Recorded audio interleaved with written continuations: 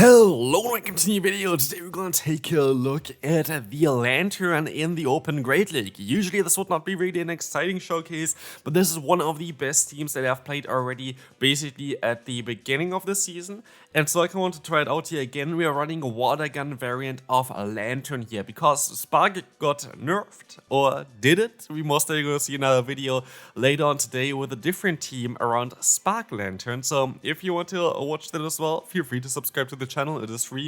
And also feel free to smash that like button, would really appreciate it.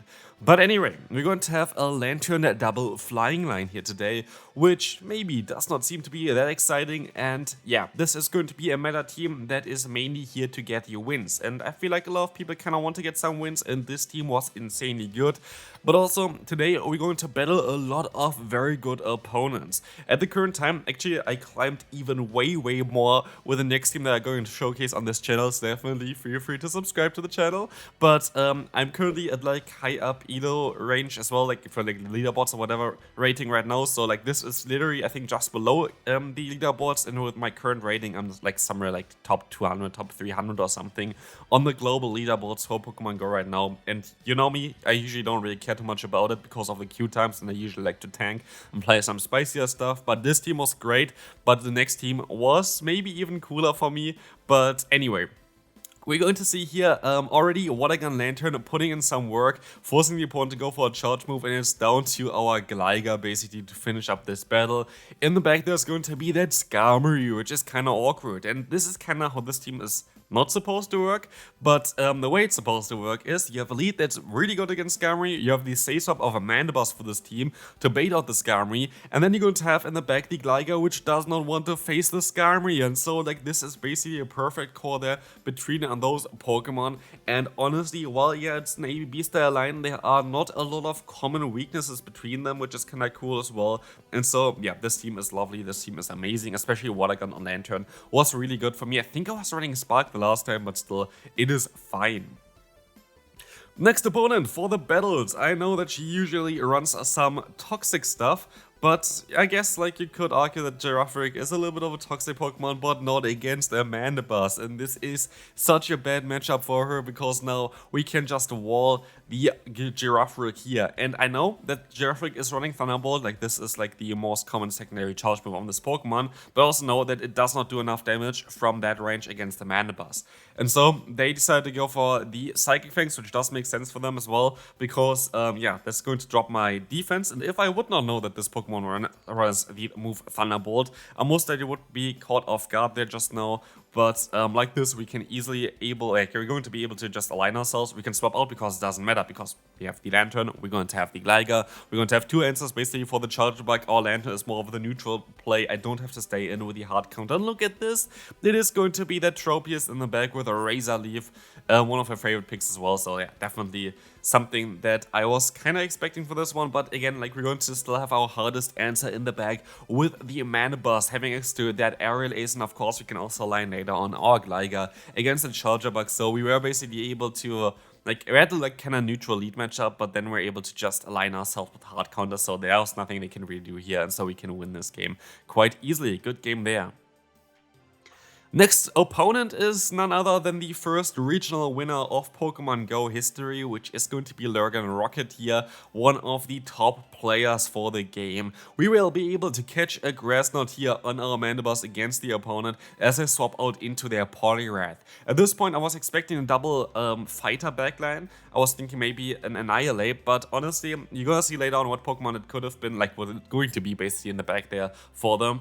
But yeah, I could have actually guessed what they had in the back as well, because they like to run this kind of core here, which you're going to see. I'm not going to spoil it, but yeah, I was kind of caught off guard a little bit later on. But here, we're going to see that they're going to be able to go for that Icy Wind. Of course, like they know how to play. They know really well how to play the game. They are definitely a little bit better than I would be as well, for sure. I'm a little bit rusty, I have to say. I kind of really want to go back into competing in those Play Pokemon tournaments, but yeah, it is a little bit tough. Anyway, you know what's a little bit tough as well? It is going to be the matchup for us against this Cresselia. Cresselia can be a little bit tricky for this team. Actually, not really, I have to say. Like, we have one neutral answer with the Gligar. Our lead is kind of still okay. It's not like a hard loss. It is a loss, but it's not a hard loss. And here, I decided to let the move go through, expecting, again, the Annihilate in the back. That's why I let the move go through. it was not the Annihilate. It was the Talonflame, which they use quite often for the core with the Cressalias. Like, that's a classic Lurgan Rocket team, to be fair. So I could have actually expected this one, but I didn't. And so I was a little bit caught off guard here, but doesn't really matter. We have a Shadow Glider here. We can go for another Aerial Ace, get the final shield from the opponent. We can overfarm by quite a bit, go for another Aerial Ace, and as long as this is going to get them low enough that we can farm them down, we should be fine. One more wing attack, and yes, this is enough health that we can still go for the Aerial Ace and win this battle with a 2-shield flex. Good game there. Of course, they had a ton of energy on the Talonflame. But yeah, let's move on to the next opponent. Whiskesh in the lead. You most likely think like, oh my god, this is going to be the worst possible matchup in the world here for this team, and you might be right. Honestly, you might be right. This is actually a very bad matchup for us, especially if you play it like I did here. Basically, what you want to do is you kind of want to stay in for a little bit because you just still do neutral damage with a Water Gun plus Surf, but you kind of want to try to catch a Mud Bomb, and as you can see here, this worked out super well for me. Not.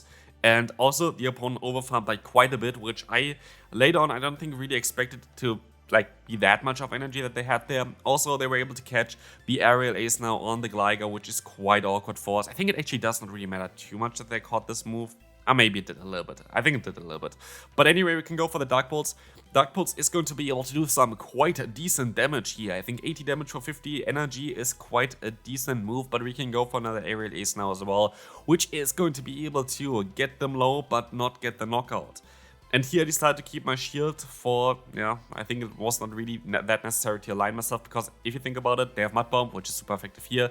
They have the Scald, which is super effective against our Glider, and so we're not in a great matchup. Here we were able to catch the Mud Bomb, which is cool, but they have literally one of the hardest answers in the bag in the Alone and Sandslash, which is also a Pokemon that I maybe want to take a look at again for the current meta, because I feel like it has a little bit of play, but it's actually kind of difficult to play, to be fair. Like, against my team, of course, it's a good Pokemon to use, but usually teams currently are running a lot of Religator, a lot of Annihilate, and so against those teams it's very difficult to play currently with the Sandslash.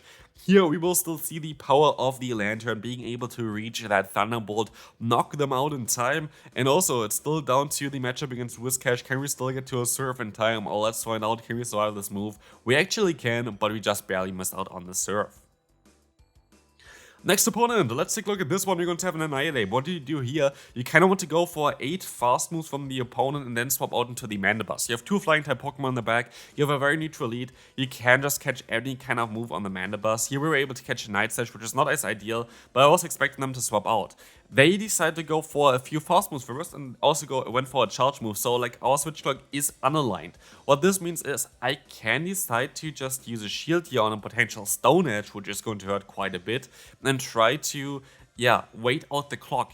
And this is kind of what I'll try to do here as well. I'm going to decide to go for a Dark Pulse, trying to get them a little bit lower. I decide to go for the Aerial Ace here, not to get the damage really on here, but just to wait out the clock, because now I can swap out. And now any energy that they have does not really do too much against our Glider. Yeah, Stone is still going to be neutral, but look at the damage output, way less than it would have been against our other Pokemon. But look at this, we're gonna get hard-walled again from Skarmory this time around.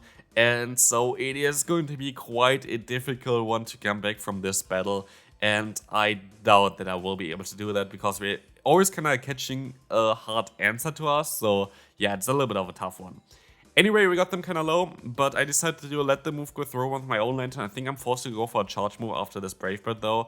And so yeah, I decided to go for that Surf because I had too much energy already on this Pokemon. They decided to actually use a shield here, which is quite interesting, as I can go for a shield as well if I want to. Like, Brave Bird is going to, oh never mind, actually let the move go through and decide to go into my Mandibuzz to hope that this Pokemon can win us the battle. I'm forced to let the move go through. It's going to be the Shadow Ball now, because I said that I didn't catch the Shadow Ball earlier on. But I can go for that Aerial Ace, which hopefully is going to be enough to knock them. It is not because I decide to use a shield, but I just need one more star after this one to get to another one. Now I'm forced to go for a shield against the Night Slash, which is not ideal, so maybe I should have just healed up that Shadow Ball from the opponent. Aerial Ace gonna connect and knock them out, and let's see what is going to be in the bag here. It is going to be, let's find out, it's going to be that Cloud Stay, of course. Yeah, we already saw this before. Here I decided to try to catch the move onto my Lanturn, which did not work out, and so sadly we lose the CMP tie. I think maybe there was a way of winning if I went for the charge move one fast move earlier, but it is what it is. At least now we're going to have the great lead here that we really wanted, and also we're going to be able to align ourselves for sure now, as we're going to have the Gligar up against the Annihilate, positive matchup for sure, and I can go for one charge move here. I can let the move go through, because I think even an Ice Punch doesn't knock me out from this range. Shadow Ball going to connect, fine for me. They go back into their Skarmory, as I can go for that Dig, and Dig is going to now hopefully connect and do some nice damage against them. And now I can swap back into my Lanturn, hard walling the charge moves and the fast move of the opponent, while also generating energy in the meantime, which is really cool for us, as we can now overfarm by quite a bit. I decided to let the next move go through as well. Very likely going to be a Brave Bird though, and it is going to be that Brave Bird as I swap out into the Azumarill. What this means is kinda we have to be forced to stay in this matchup here, because if we're not gonna stay in this one, we're going to have a little bit of a trouble there. Luckily I was able to bait the Surf first, which is gonna be lovely for us, as the next Thunderbolt is going to connect here and get the final shield from the opponent. I am forced to use a shield here though, because my Pokemon in the back, the Mana Boss, definitely does not want to face up against an Azumarill. And so I am forced to go for even another shield against them. But good thing is for us that the Mana Boss can at least take a one charge move from the opponent. Like, there's not a single way of like Ice Beam or a Play Rough that is going to be able to knock me out. But also what you see here is I overfarm. Why do I overfarm? Because there's still that Skarmory lurking in the back. And I know that I have to basically take a charge move from the Azumarill anyway, and I know that an Aerial Ace would have not been enough from that range yet. Like this, it's still not enough, but it's still going to put us into a place where we can go for the Dark Pulse against the opponent's Skarmory, hopefully knock them out with that, and we do. And now we can still go for the Aerial Ace and win the battle, and this is going to be it for this battle now. There's still a very good opponent coming up later on, but this is going to start off a little bit later. I just started the recording a little bit late. The opponent swapped out into the Goodra here from the beginning, which is kind of awkward for us. And honestly, I misplayed this battle quite a bit. I should have swapped out basically immediately into my Mandibuzz, which would have been the right call to do. Now I decided to panic swap into the Gligar, which doesn't make any sense at all. So like, I completely screw up the battle for myself. Like, yeah, they have Thunder Punch, but they also have Awkward Tail. Awkward Tail is going to be faster and also does the same amount of damage, so like there is no real reason for me to go into the Gligar. They have the Azumarill on the back, which is also kind of awkward for us, but like I kind of screwed it up from the beginning. If I just went straight into my Mana Boss, I most likely had the best shot of still winning this battle. But I mean, it's still not over, right? Like it really depends on what they're going to have in the back, but I definitely put me into a very bad spot. Luckily, we still have a very good Gligar, and so we can reach that, and next charge move is still here, which I was not really expecting or counting on, and so we're gonna get the opponent into like Water Gun downrange. We see some lag here as well, like lag was quite awkward for me for sure, and they have a Typhlosion in the back. If I just kept my lead a little bit healthier, which I wanted to do, if I would have stopped out earlier, I would have been so fine here against the backline. The backline really struggles against my lead there, so that was kind of awkward for me. Definitely something that I should have played a little bit better. And yeah, that was also most likely one of my first battles with this team. And for sure, if you play this team for a little bit longer, you're going to have some more matchups that you kind of know for yourself. Here, we're sadly going to lose this. I'm just going to let the move go through. They have 2 Thunder Punches. And we can move on to the final battle. If you just saw it there, this is a rise to the occasion. Also, a fellow YouTuber showed to you as well. We're going to have the Annihilate here. I wanted to catch the next move here as well onto my Mandibuzz, and as you saw there, I was just 1 turn too late for swapping out. They decided to go for the bait of Night Slash. Very smart play by them. I can go for the Surf, trying to bait a potential Thunderbolt against them, which is going to work out as well. Kind of basically hoping that they would go for a charge move here as well against me, but they're overfarmed to basically 100 energy. In comes the Skarmory, and this is actually not the worst matchup, and this is actually kind of how this team is supposed to work. We are supposed to get out the Skarmory with our Mandibuzz, as we have that Gligar in the back, so they kind of fell right into that trap that I tried to set here for them. But yeah, I wonder what they're going to have in the back here. Like, it does make sense to have somewhat of a neutral Pokemon in the back there.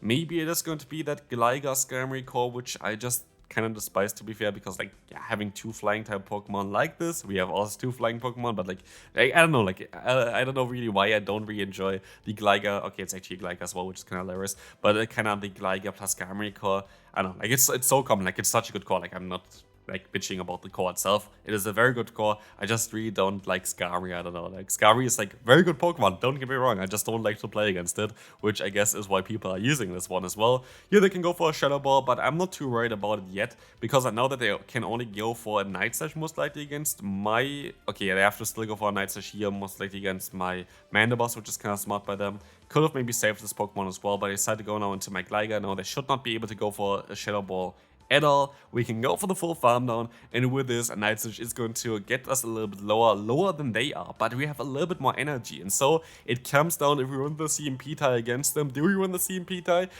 We don't. And so we're sadly going to be able to survive this with a few HP left, and we can win the final battle. This team was amazing. Hopefully you enjoyed this one. If you did, feel free to leave a like, and I'll see you then. Bye bye.